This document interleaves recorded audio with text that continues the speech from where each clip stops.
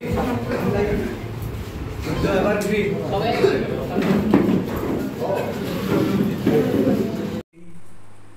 আমলে প্রবর্তিত যে এমজিএনরেগা, এই এমজিএনরেগা আজকে সফরে আসলেন মূলত কি কারণে এই সফর?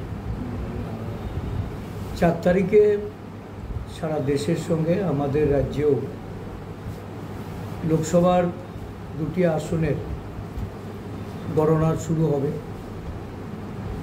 ইন্ডিয়া জোট এই নির্বাচনে 2টি আসনে লড়াই করেছে। পশ্চিম ত্রিপুরা আসনে জাতীয় কংগ্রেসের মনোনীত প্রার্থী এবং পূর্ব ত্রিপুরা আসনে বামফ্রন্ট মনোনীত সিপিআইএম দলের প্রার্থী।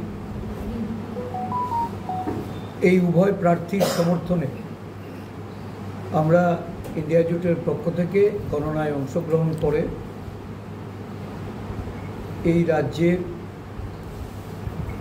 যারা গণদেবতা তাদের ভোটাধিকার বাক্সবন্দী হয়েছে, গণনা কার্য সুষ্ঠুভাবে সম্পন্ন করার জন্য নির্বাচন কমিশনের যারা দায়িত্বপ্রাপ্ত এখানে এআরওরা আছেন তাদের সঙ্গে মিলিত হচ্ছি, গণনা কেন্দ্রগুলি পরিদর্শন করছি, স্ট্রং রুমের পরিদর্শন করে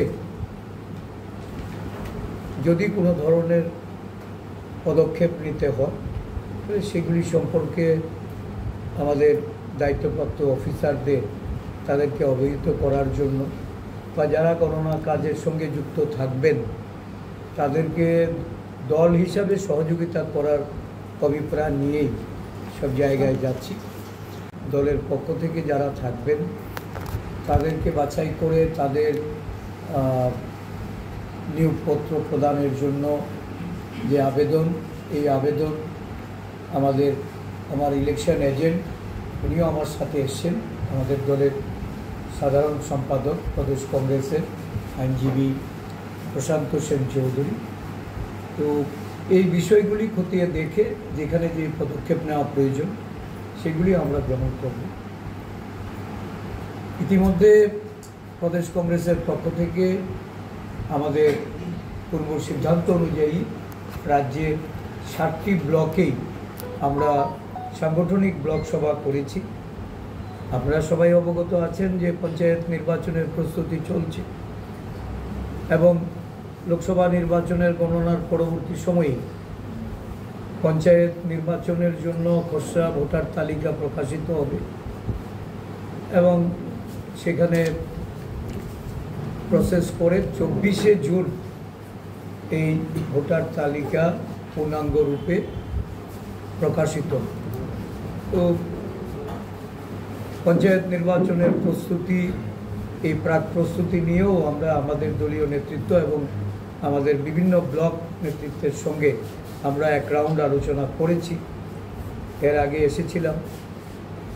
আজকে মূলত গণনাকে কেন্দ্র করেই আমাদের প্রস্তুতি পর্ব, এটা নিয়ে আমরা কথাবার্তা বলব।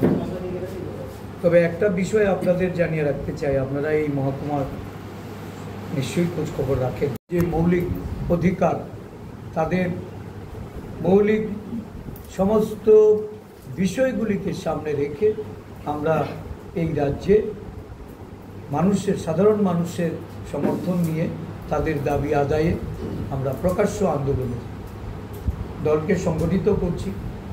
7টি ব্লকের মিটিংয়ে আমরা আমাদের যে দুর্বলতা ছিল এটা অস্বীকার করতে আমার কোনো এখানে অসুবিধা নেই, যে আমরা অনেকটা দুর্বল ছিলাম, আমরা দুর্বলতা কাটিয়ে উঠছি।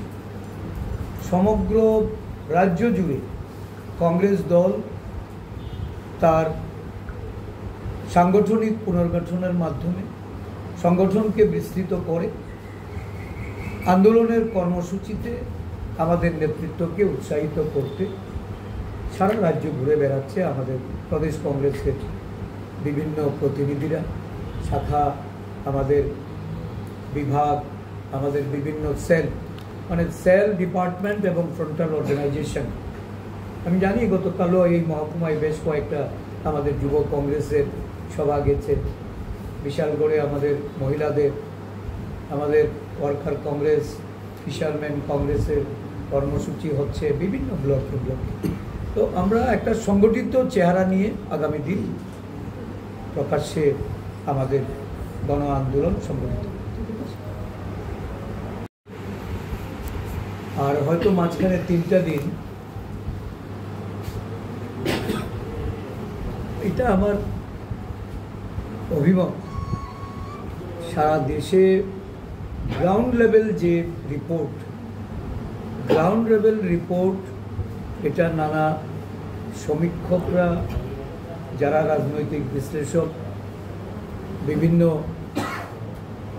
ইউটিউবার, সোশ্যাল মিডিয়ার যারা অ্যানালাইজার, এদের ভাষ্য অনুযায়ী বলতে পারি ইন্ডিয়া জোট এগিয়ে আছে।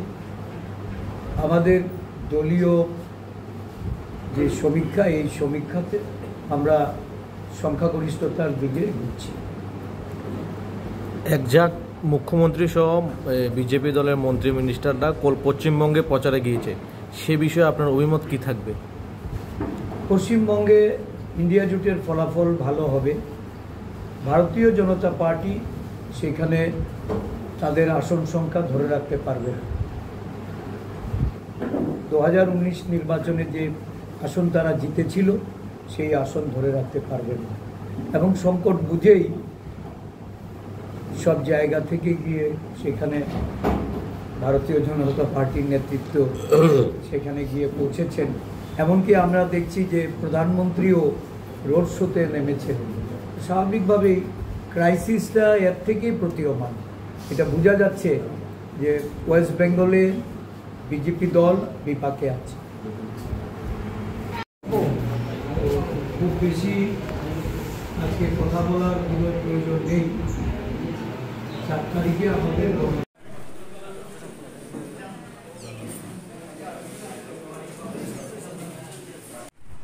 সব জায়গা থেকে গিয়ে সেখানে ভারতীয় জনতা পার্টি, রাজ্যের বিজেপি সরকার সুশাসনের কথা বলে জল জীবন মিশন, খাদ্যের সুরক্ষা,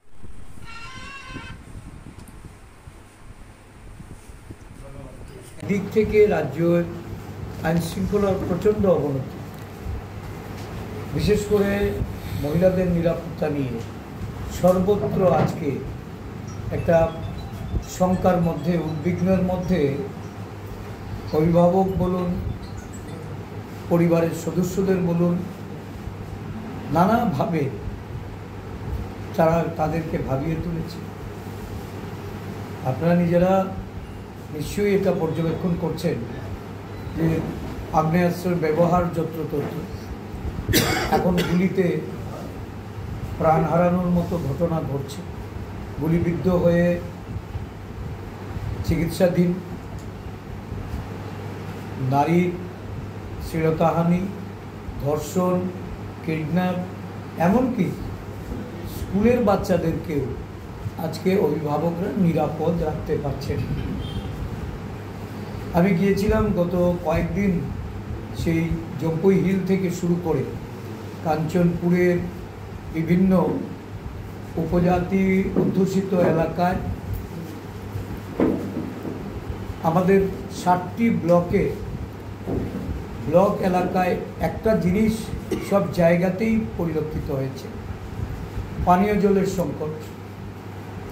প্রশাসন বা রাজ্যের বিজেপি সরকার সুশাসনের কথা বলে জল জীবন মিশন, খাদ্যের সুরক্ষা, সাধারণ মানুষের জন্য এই ইউপি আমলে প্রবর্তিত যে MGNREGA, এই MGNREGA প্রায় উঠে যেতে বসেছে। এই প্রকল্পটাই বন্ধ করে দিতে চাইছে বর্তমান সরকার। খাদ্যের অভাব, কর্মসংস্থান নেই, সমগ্র পাহাড় জুড়ে চলছে জল, বিদ্যুৎ, তার সংকট। আমি আইছি শুধু খবর নিতে, কিন্তু কোনো মিটিং করার বিষয় না।